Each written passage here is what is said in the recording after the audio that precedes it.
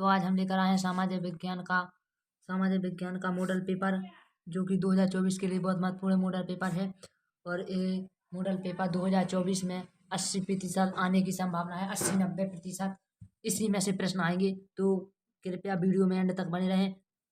तो वीडियो अब बहुत महत्वपूर्ण होने जा रही है, और इस वीडियो के सभी प्रश्न नोट करना अनिवार्य है। कृपया नोटबुक लेकर बैठें और सभी प्रश्नों को कॉपी पर लिखें और बाद में याद करें, क्योंकि बहुत महत्वपूर्ण है। और ये 2024 सामाजिक विज्ञान बोर्ड एग्जाम में 80% आएंगे। तो कृपया नोटबुक लेकर बैठ जाएं और वीडियो को स्टार्ट करते हैं। तो कक्षा 10 मॉडल पेपर और 2022, 23, 24 का मॉडल पेपर इसमें शामिल है। और सामाजिक विज्ञान का वेरी मोस्ट इम्पोर्टेंट प्रश्न बताए गए हैं, और ये है पार्ट 1। इसका पार्ट 2 भी बहुत जल्द ही आएगा। तो कृपया वीडियो में एंड तक बने रहें। तो वीडियो को स्टार्ट करते हैं। अगर आप हमारे चैनल पर नए हो तो चैनल को सब्सक्राइब, लाइक और दोस्त को शेयर जरूर करें, ताकि उसको भी पता चले कि इस पर महत्वपूर्ण प्रश्न बताए जाते हैं। तो इसको स्टार्ट करते हैं। सबसे पहले इसको देख लेते हैं। तो ये क्या कह रहा, मॉडल पेपर अभ्यास हेतु, मतलब कि 2024 में मॉडल पेपर का इसी प्रकार से प्रश्न आएंगे। और मैं ये मॉडल पेपर आपको बता रहा हूँ, और इन प्रश्नों को 100% रट लें, क्योंकि इनमें से 80% आने की संभावना है। तो मॉडल पेपर सामाजिक विज्ञान कक्षा 10 का, और ये पूर्णांक कितना है, 10 का 70 का पूर्णांक है, और 30 नंबर आपको यहीं से दी जाएंगे स्कूल से। तो ये 3 घंटा 15 मिनट का पेपर है। और इसके निर्देश दिए गए हैं क्या, प्रश्न पत्र में 4 प्रकार के प्रश्न दिए गए हैं। हाँ, बहुविकल्पीय, अति लघु उत्तरीय, लघु उत्तरीय और दीर्घ उत्तरीय, ये 4 प्रकार के प्रश्न दिए गए हैं। नंबर 2, प्रश्नों के अंक उनके सम्मुख अंकित हैं, मतलब कि इनके आगे इनके अंक लिखे हुए हैं। तो इसी प्रकार से सभी प्रश्न करना अनिवार्य है। और इसके जो मैं आपको सभी प्रश्न बता रहा हूँ, इन सभी प्रश्नों को करना अनिवार्य है। और अपने उत्तरों की पुष्टि चित्रों, रेखा चित्रों, मानचित्रों, आंकड़ों से करिए, मतलब कि अपने जो उत्तर हैं उनको जांचें। और नंबर 4, बहुविकल्पीय प्रश्न 1 नंबर का, अति लघु उत्तरीय प्रश्न 2 नंबर का, लघु उत्तरीय प्रश्न 3 नंबर का, बाद दीर्घ उत्तरीय प्रश्न 6 नंबर का होगा। ये बहुत महत्वपूर्ण है। और ये 5 आपको विकल्प जो बताए गए हैं, इसी प्रकार से आपका पूरा पेपर आएगा, और इसी के महत्वपूर्ण है। तो इसको स्टार्ट करते हैं। सबसे पहले बहुविकल्पीय। तो बहुविकल्पीय प्रश्न क्या कर रहा है, तो बहुविकल्पीय। तो प्रश्न नंबर 1, निम्नलिखित विकल्पों में से सही उत्तर चुनिए। नंबर 1, फ्रांस की क्रांति का अग्रदूत किसे कहा जाता है। बताओ, फ्रांस की क्रांति का अग्रदूत किसे कहा जाता है। तो कमेंट में लिखें, फ्रांस की क्रांति का अग्रदूत किसे कहा जाता है। तो फ्रांस की क्रांति का अग्रदूत रूसो को कहा जाता है। रूसो को फ्रांस की क्रांति का अग्रदूत कहा जाता है। रोलट एक्ट कब पारित हुआ। 1918 ईस्वी में, 1919 ईस्वी में, 1920 ईस्वी में, 1921 ईस्वी में। जल्दी कमेंट में लिख दें कब पारित हुआ। तो ये हुआ 1919 ईस्वी में रोलट एक्ट पारित हुआ। और मानवाधिकार दिवस कब मनाया जाता है। मानवाधिकार दिवस कब मनाया जाता है, 10 जनवरी को, 10 अगस्त को, 10 दिसंबर को, या 10 जुलाई को। तो ये मानव दिवस कब मनाया जाता है, तो ये मनाया जाता है 10 दिसंबर को। तो इसका सही उत्तर होगा 10 दिसंबर, उत्तर नंबर गा। और प्रश्न नंबर 4, बेल्जियम में सामान्य रूप से कौन सी 2 भाषाएं बोली जाती हैं। मतलब कि जो बेल्जियम है एक देश है, इसमें कौन कौन सी भाषाएं बोली जाती हैं, 2 भाषाओं का नाम बताओ। तो नंबर 1, फ्रेंच और अंग्रेजी, डच और अंग्रेजी, फ्रेंच और डच, और डच और सिंगली। मतलब कि इन 4 विकल्पों में से आपको सही बताना है कि कौन भाषा बेल्जियम में बोली जाती है। तो इसका सही आंसर होगा उत्तर नंबर गा, फ्रेंच और डच, जो कि बेल्जियम में बोली जाती है 2 भाषाएं। नंबर 5, नगर निगम के प्रमुख को क्या कहते हैं।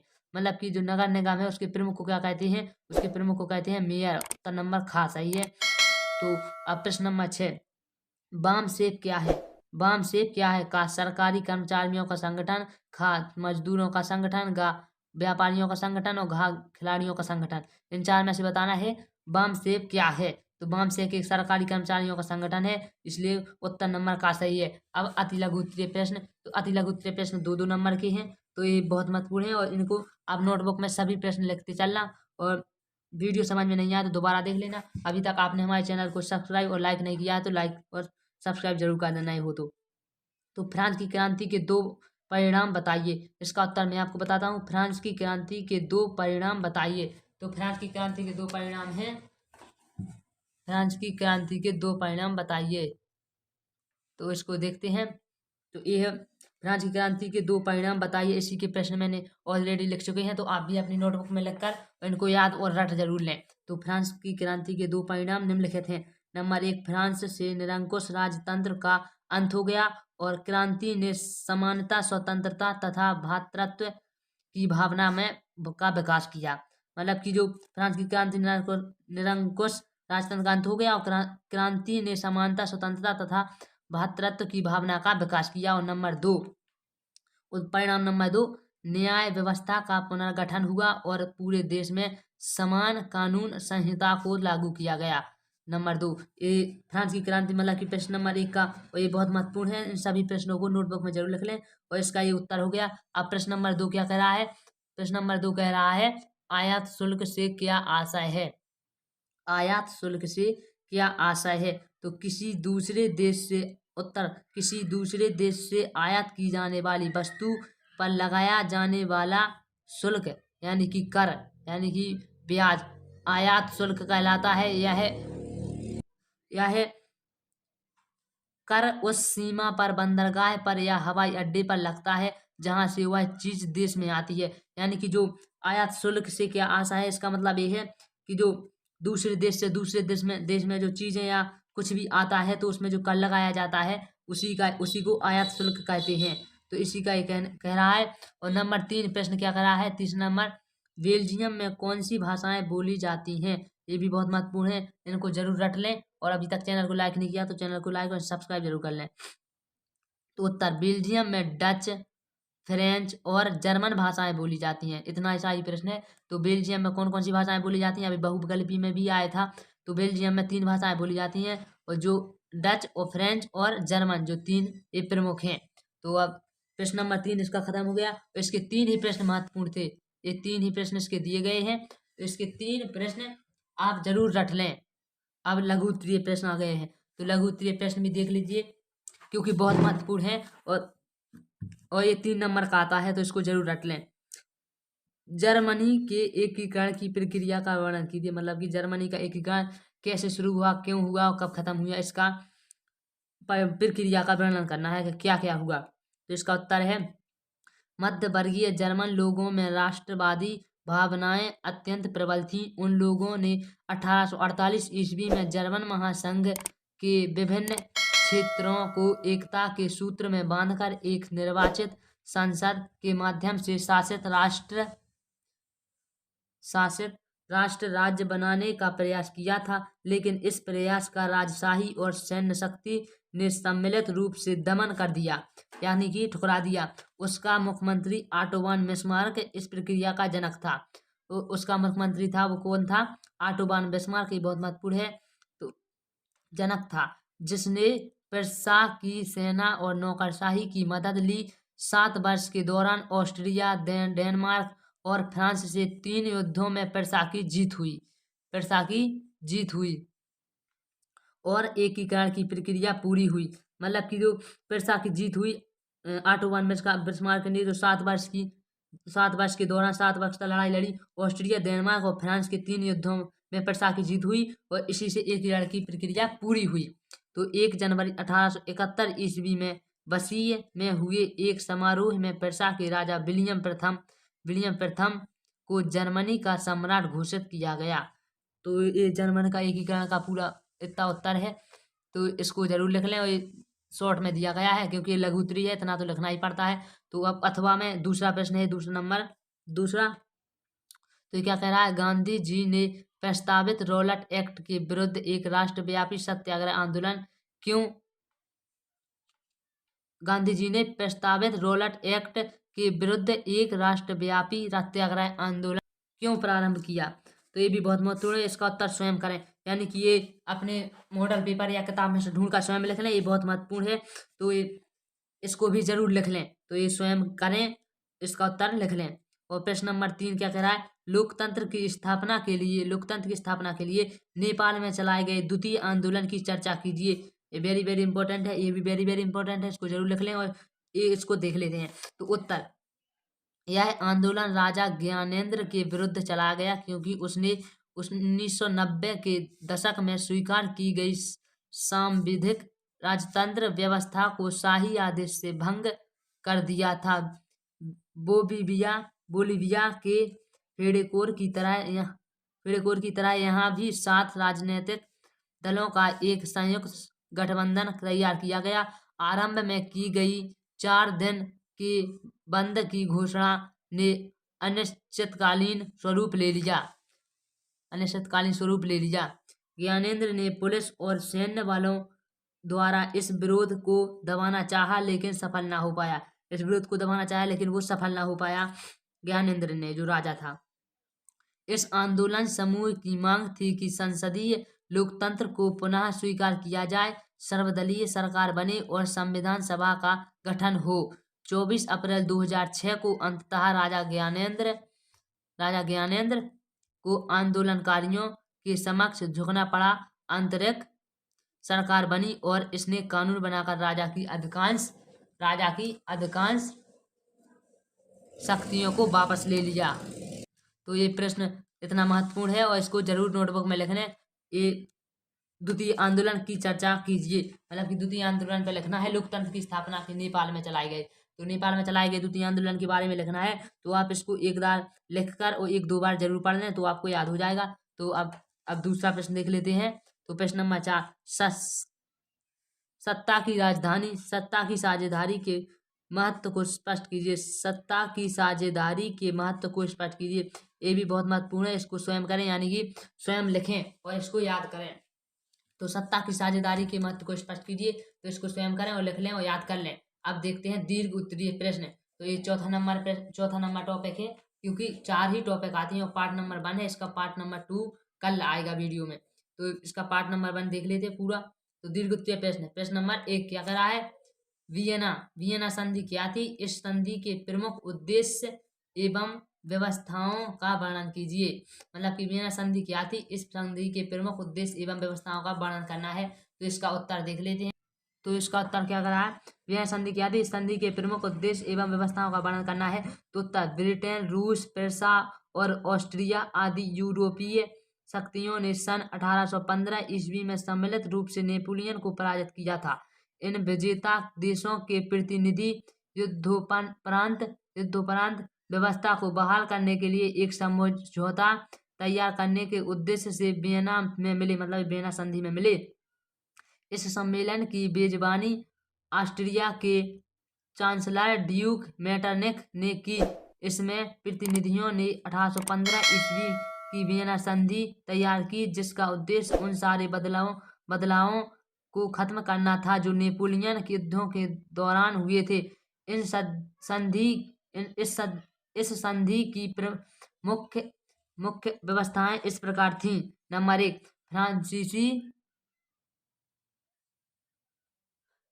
फ्रांसीसी क्रांति के दौरान हटाए गए बूरबों वंश के सत्ता में बहाल किया गया और फ्रांस